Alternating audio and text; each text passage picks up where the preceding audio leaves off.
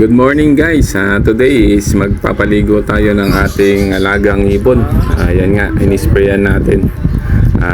Ginamitan natin ng shampoo ng manok. Yan. Pwede yan sa kanila guys. Hindi sila na dyan. Maganda yan na mamatay yung mga kuto nila. At the same time, makinis sa nila, balahibo. Yan o. Shower muna. Regular natin ginagawa yan sa mga alaga nating African lovebird at saka sa cockatiel. Yan. Hindi naman sila na-stress dahil gustong gusto nilang naliligo. Mabibigla sila sa una, pero pag nabasa na sila, nag-i-enjoy na sila. Halos hindi na sila umaalis sa pwesto nila kahit isprayan mo sila ng isprayan. Yan, tulad yan, no? Nakadapo na lang sila, inaabangan nila na ma-sprayan sila. Ayan na may kagandahan pag regular mong pinapaliguan yung mga alaga mong African lovebird.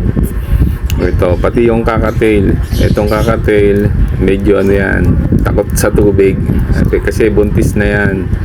Kaya hindi na natin pakakabasa. Tapos yung mga breeder, tsaka itong nasa flight cage ng cockatiel, nabasa na rin natin yan kanina.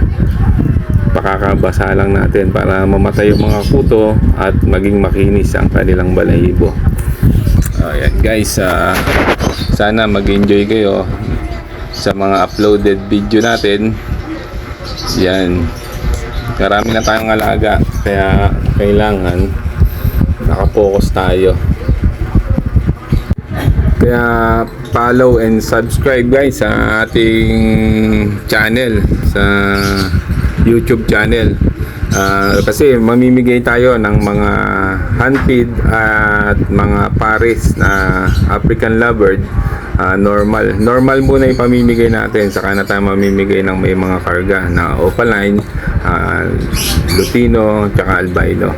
So yun guys, make sure na naka-follow kayo sa YouTube channel natin para pag namigay tayo, mamimili ako ng mga deserving na mabibigyan natin, yung mga nakasubscribe. So make sure na nakasubscribe kayo guys, tapos share nyo na rin yung video natin para mas maraming makakita at marami tayong mabigyan.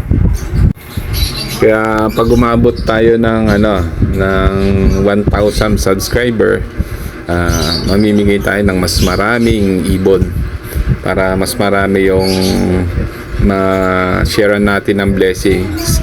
Kaya share nyo tong video natin guys, na sana umabot ng 1,000 subscriber yung ating channel. Kaya paki-share nyo para mas marami ang makakita at makaalam na mamimigay tayo ng ibon. So ayun guys, salamat sa inyong panonood. Sana mag-follow kayo.